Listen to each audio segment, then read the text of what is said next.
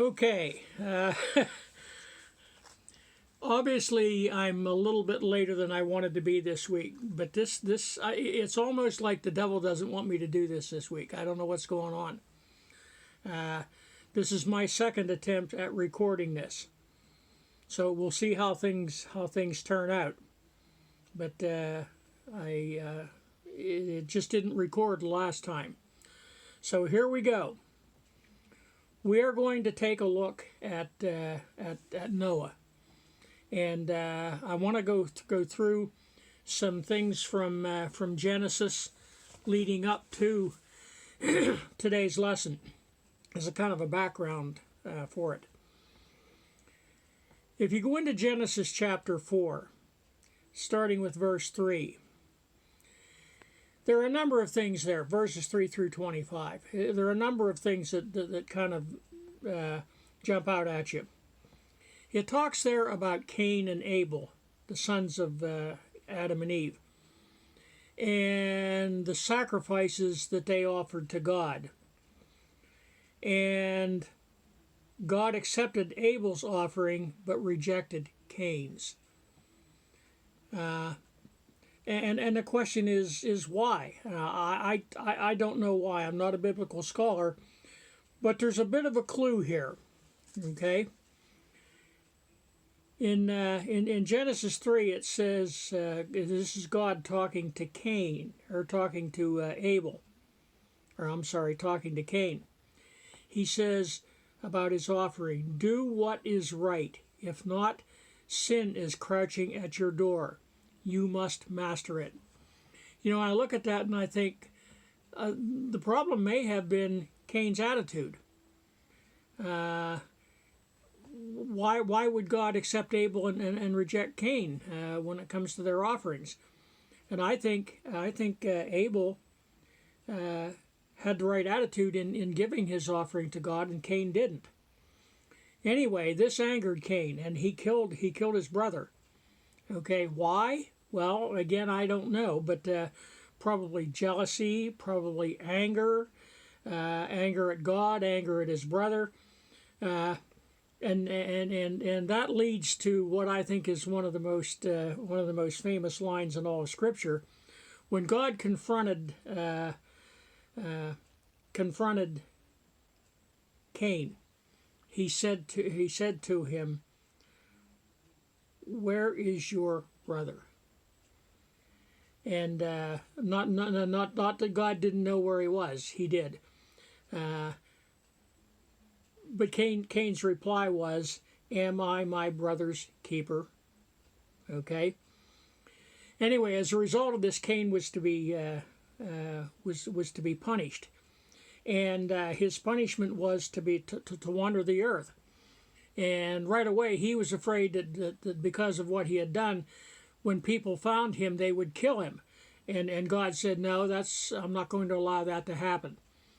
He put a mark on him, telling people that they couldn't kill him. Okay, he was a marked man, if you will. Now, in the rest of chapter 4, there it talks about the generations, 7 generations leading from Adam. From that point on. Let me run through a couple of these. Run through these names for you, and you'll probably recognize some of them. Some of them I have trouble pronouncing, but anyway, Cain had a son named Enoch. Enoch had a son named Arad. Arad had Mehujael. Mehujael had Methushael. Methushael had Lamech. Okay, Lamech had 2 wives, Ada and Zillah. Ada had 2 sons, Jabal. By the way, there were other children too, but these are the ones that are listed for whatever reason. But Jabal became the ancestor of the nomadic peoples of the world. Tubal became the ancestor of those who we consider musicians, masters of the harp and flute. His other wife Zillah had two sons, Tubal Cain, who became the ancestor of those who worked with tools in bronze and iron, and Nama. So, it's interesting there. It also mentions that during this period of time, men began to call on the name of the Lord. So anyway, from and then we get into Genesis chapter 5. Now, from Adam to leading down to Noah, there are 9 generations, starting with Adam. And the length of the time that these people lived is interesting, and I don't understand, why they did live that long at that period of history, other than the idea that the earth needed to be populated. But for each of these people that are mentioned descending from Adam on down to Noah, the Bible, Genesis, mentions one person, and then it says other sons and daughters. For example, Adam had a son named Seth, and other sons and daughters. By the way, Adam lived 930 years. Seth, 912 years. He had a son named Enosh and other sons and daughters. Enosh, 905 years, had Kenan and other sons and daughters. Kenan, 910 years. Mahaliel and other sons and daughters. Mahaliel, 895 years. Son Jared and other sons and daughters.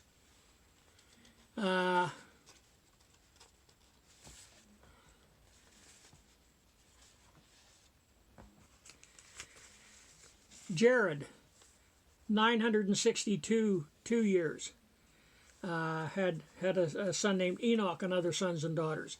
Enoch, 365 years. Methuselah and other sons and daughters. Enoch only lived 365 years, but it also says there that he walked with God. Methuselah, 969 years. He's considered to be the oldest. He had Lamech and other sons and daughters. Lamech, 777 years. And he had a son Noah and other sons and daughters. Now that brings us down to Noah. Noah lived when he was 500 years old, had 3 sons, Shem, Ham, and Japheth.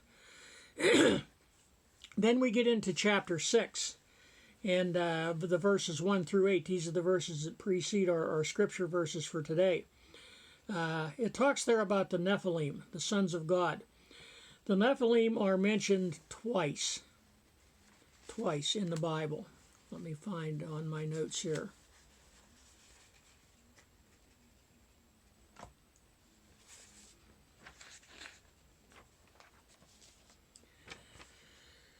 The Nephilim are mentioned here in Genesis 6, 4, and in Numbers 13:33.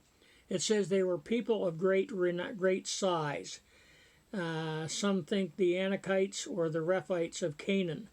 Were they giants? Were they angels? And again, we don't really know. Okay, so there's a bit of a mystery there. It talks about them. They were these children were heroes of old, men of renown. Okay, I don't know. Verses 5 through 8, it talks about how man became evil in every way, and the Lord grieved his heart and filled with pain. And one of the questions I think we need to maybe take a look at is, what does it take to provoke God to act in a drastic way? Well, I think here is a good example of it. God was provoked by the sins of man to act in a drastic way. Verse 7, he says, I will wipe mankind from the face of the earth, men and animals. But then it also says, and God always preserves a remnant, in verse 8, but Noah found favor in the eyes of the Lord. Noah. And we're going to talk about, what set Noah apart.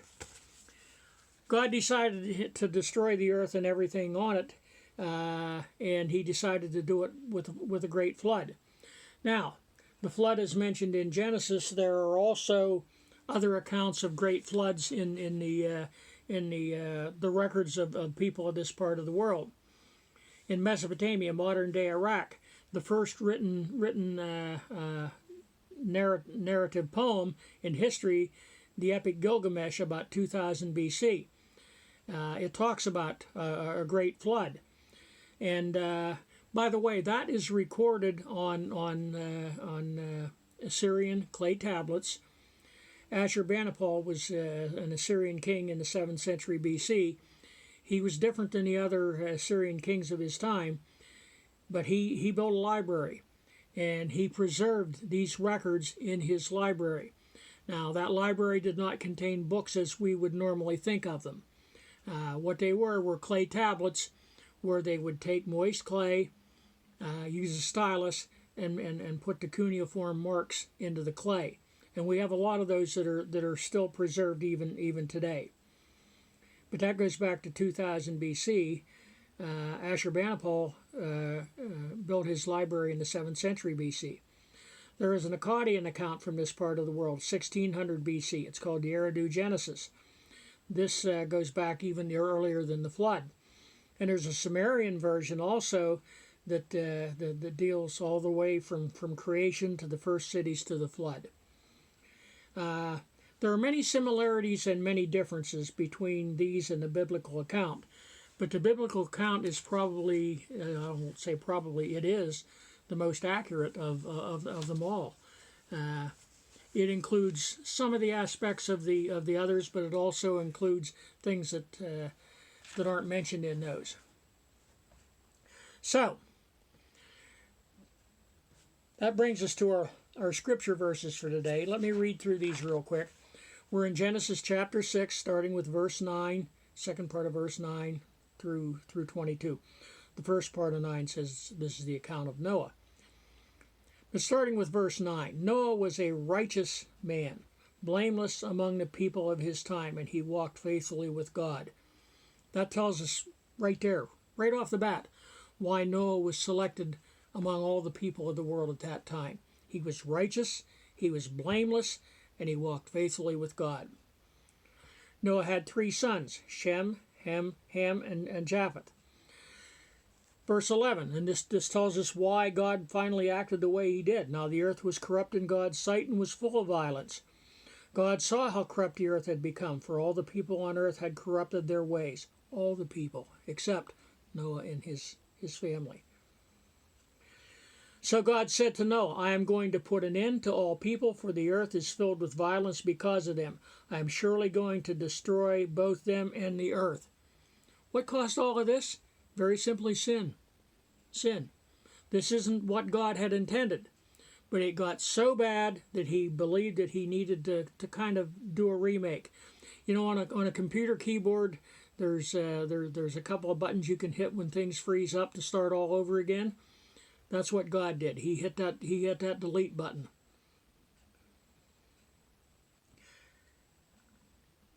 So as a result of this, he says to Noah, make yourself an ark of cypress wood, make rooms in it, and coat it with pitch inside and out. This is how you are to build it. The ark is to be 300 cubits long, 50 cubits wide, and 30 cubits high. Make a roof for it, leaving below the roof an opening 1 cubit high all around. Put a door on the side of the ark and make lower, middle, and upper decks. On my bucket list before I die, there are 2 things that I would like to do. I would like to visit the Creation Museum in Washington, D.C., and I would like to visit the Ark. Because we don't know really what the Ark looked like exactly, but the dimensions are given. And when the Ark out near Cincinnati was built, it was built to those dimensions. I like the commercial for it on TV where the giraffes are walking along and talking about, oh, it can't be that big till they get there and they see it. Okay? It was a large structure. It had to be. And by the way, there are some skeptics who say, well, it wasn't large enough to hold everything that it says it did. Well, it was. It was. God made sure of that. God continues, I am going to bring floodwaters on the earth to destroy all life under the heavens. Every creature that has the breath of life in it, everything on earth will perish. And we'll talk about how that plays in here in a little bit. But I will establish my covenant with you, an agreement with you, and you will enter the ark, you and your sons and your wife, and your sons' wives with you. 8 people. That was the remnant that was to be preserved of humanity. You are to bring into the ark 2 of all living creatures, male and female, to keep them alive with you. 2 of every kind of bird, every kind of animal, and every kind of creature that moves along the ground will come to you to be kept alive. And Noah didn't have to go round them up. God made sure they came. You are to take every kind of food that is to be eaten and store it away as food for you and for them. So you have Noah and his family, you have pairs of the animals, and you have all the food and so forth that was needed for them to be in that ark. The very last verse from today's lesson, and this is a key. Noah was selected for a reason. Well, right here, verse 22, Noah did everything just as God commanded him. He didn't cut corners, he didn't fool around. He took God at his word and did exactly as God commanded him. Okay? So, if you go back to the to the beginning, we talked about this in previous lessons. God had created a perfect world, and he created humans to share it sinlessly with him. But Adam and Eve spoiled the system by eating the forbidden fruit. That started history's downward spiral. God realized the only way forward was a reboot, if you will. Press that button on the computer keyboard. A fresh start with a renewed creation. And by the way, after this was all over, God said he would never destroy it by water again, but he did promise that things are going to change down the road. And biblical scholars believe that one will come by fire. Because all things were made by God and were consistent with his purposes, they were all inherently good. But the situation changed when sin entered the picture. Sin. That was the cause of all this. Let me share this with you. This is what the author says.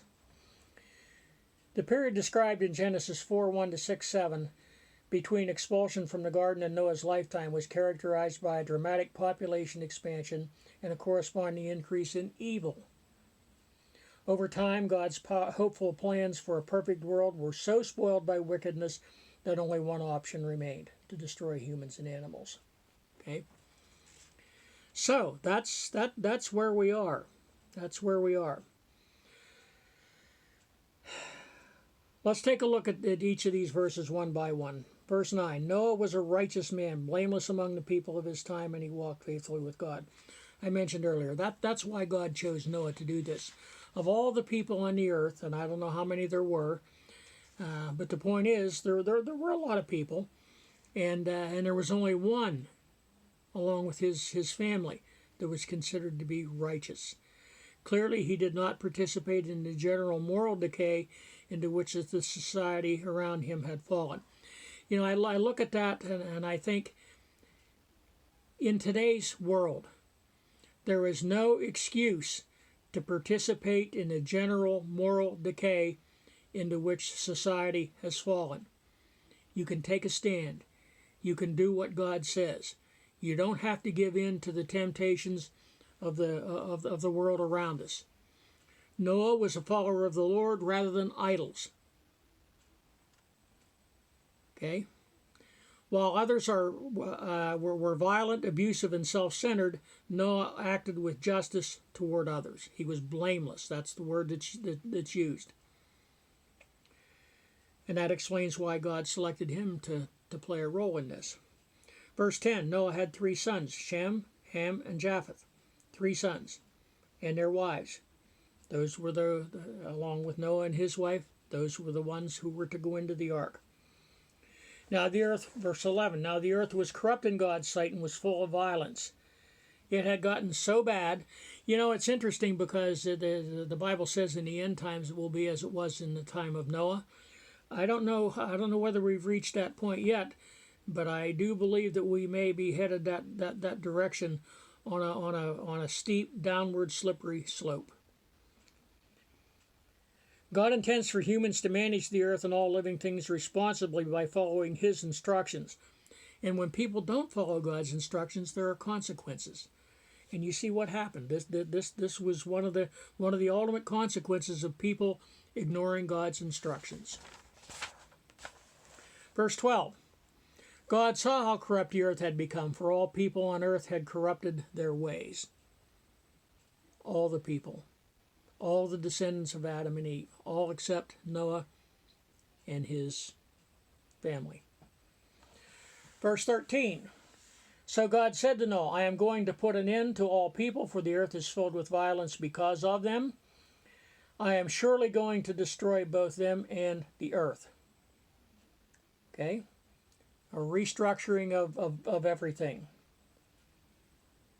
God decided to, and again, to preserve a remnant among the people and among the animals. By the way, people have wondered if Noah shared that warning with the people around him. I think he probably did. I think there were a lot of people who had questions about what he was doing. It took a couple hundred years, several hundred years to build the ark. And I'm sure that there were people who had questions as to what he was doing and why. And I can imagine Noah shared some things with them. Obviously, they didn't believe him. They didn't understand what was about to take place. They listened and they ignored. Similar to what happens in today's world. Verse 14, so make yourself an ark of cypress wood and make rooms in it and coat it with pitch inside and out. It's interesting. The only production I've ever witnessed at Sight and Sound Theater was the one on Noah. And it was truly impressive. It really was. The way they set the theater up and so forth. But they showed what the inside of the ark would have possibly looked like. Cypress wood, gopher wood. We don't know what kind of wood it was, but it was wood that would do the job, coated with pitch inside and out, as a sealant, if you will. By the way, the Hebrew word used to describe this vessel, the ark, is somewhat unusual, appearing in the Bible only here and in the story of Noah and at Exodus 2:3-5. In the latter, it refers to the container in which Moses' mother set him afloat on the Nile River. Obviously not as big, but the same idea. Verse 15, this is how you are to build it. The ark is to be 300 cubits long, 50 cubits wide, and 30 cubits high. With a standard modern conversion of 18-inch cubits to feet yields a length of 450 feet, a width of 75 feet, and a height of 45 feet. At first glance, 33,750 square feet of floor space is impressive enough, but there was more to this. If you add in the floors that were built into it, the total decks, if you will, the total volume computes to more than 1.5 million cubic feet. This equates to the capacity of about 375 modern tractor trailers. A free-floating barge, no steerage, it wasn't needed. No propulsion system, it wasn't needed. Verse 16, make a roof for it, leaving below the roof an opening 1 cubit high all around.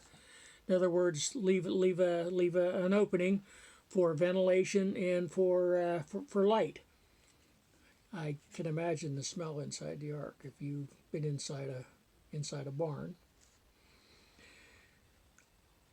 Second part of verse 16, put a door on the side of the ark and make lower, middle, and upper decks. So it had a door so that the animals and the people could come in and out. It had three decks. Verse 17. Now, this is where God says why Noah is to do this. He said, I am going to bring floodwaters on the earth to destroy all life under the heavens. Every creature that has the breath of life in it, everything on earth will perish. Now, some people have questioned what area of the world did the flood cover. And most people seem to zero in on a regional type thing in this part of the Middle East because that's where people were at this period of history. And whether you look at the scientific accounts of creation and what happened after that, or the biblical account, I think that people as God made them existed in this part of the world. So it was probably more of a regional flood than it was a worldwide flood. Were there people in North and South America? I don't know. People as God created them, humans as God created them, I don't know. That's a debate for the scientists versus the creationists. Verse 18, but I will establish my covenant with you, and you will enter the ark, you and your sons and your wife and your sons' wives with you. There's the remnant. The covenant, that's the first place in the Bible that word appears. A contract, an agreement. It implies obedience to a sovereign ruler, and the result will be preservation and protection. Verses 19 and 20. You are to bring into the ark 2 of all living creatures, male and female, to keep them alive with you, 2 of every kind of bird, every kind of animal, and of every kind of creature that moves along the ground will come to you to be kept alive. And again, people have questioned, well, the ark wasn't big enough to hold them all. Yes, it was. It was. And Noah didn't have to go round them up. God put it in them, an instinct to come to the ark. And that's what happened. Verse 21, you are to take every kind of food that is to be eaten and store it away as food for you and for them. In other words, stock it with the provisions needed to keep everybody healthy, happy, and alive until this was over. And in verse 22, Noah did everything just as God commanded him. He didn't cheat in any way. He took God's instructions and did what he was told to do. By the way, this aspect of Noah's story is highlighted in Hebrews chapter 11, verse 7, part of the listing known as the Hall of Fame.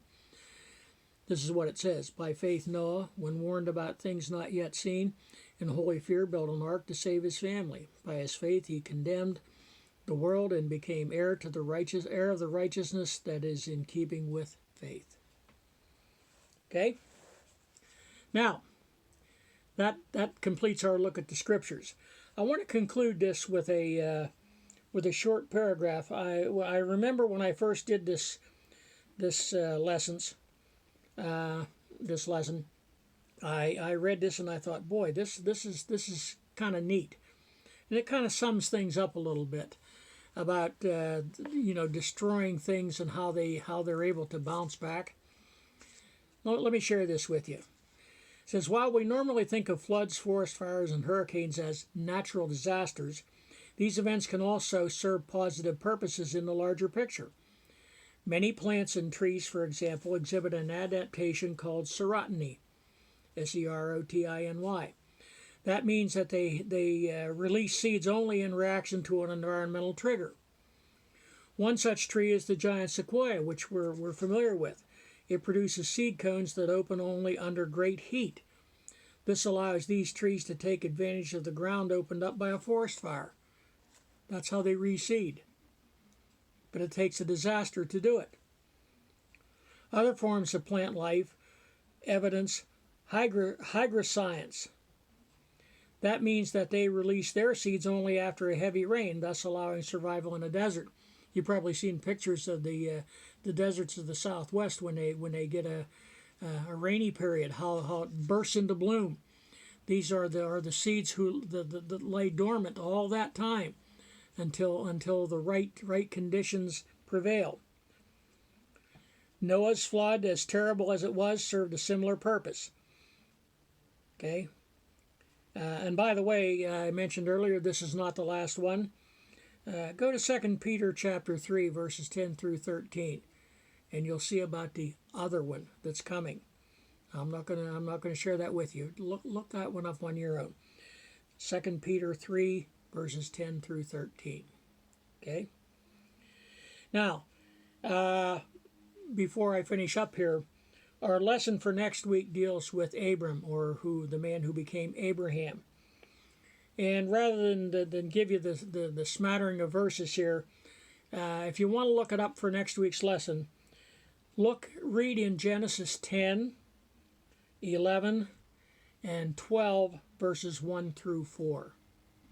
Genesis 10, 11, 12, 1 through 4.